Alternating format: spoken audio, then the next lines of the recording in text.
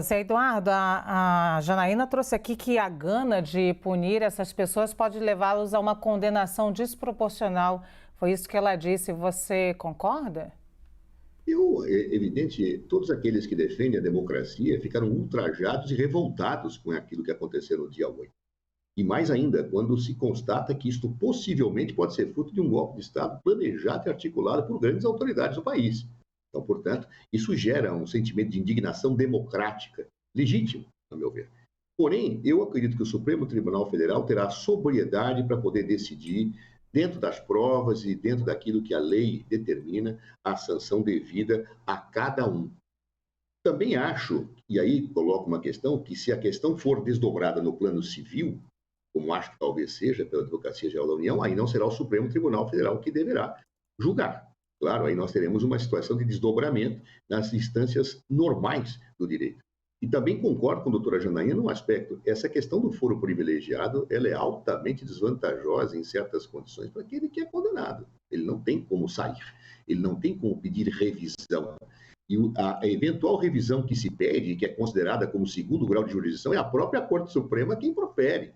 Então, portanto, é realmente algo que não é bom, embora tenha sido vendido como uma ideia de privilégio, nem sempre é bom para o condenado. São situações que nós devemos sempre pensar e avaliar quando discutimos e debatemos esta situação. Portanto, eu acredito, sim, que o Supremo Tribunal Federal, no âmbito dos processos penais, julgará com toda a acuidade, com toda a situação devida. Acho que, no plano civil, a Advocacia Geral da União deve tomar as providências cabíveis.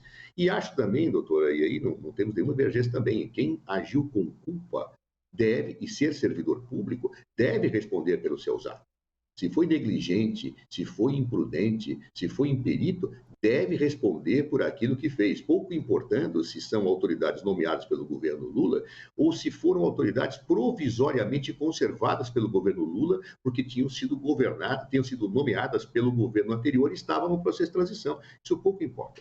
Servidores públicos devem ser responsabilizados, sim, a Constituição é clara, no artigo 37, parágrafo 6º, quando agem com culpa ou dolo. Se houve culpa neste caso, ou se eventualmente até se poderia cogitar de alguns auxiliares do governo anterior agiram com dolo, têm que ser responsabilizados e não é hora de democraticamente se falar em passar o pano na cabeça de quem quer que seja. Quem agiu indevidamente deve responder. É isso que acontece nos chamados Estados de Direito. E o Brasil é um Estado democrático de direito, segundo a nossa própria Constituição reconhece no seu artigo 1º.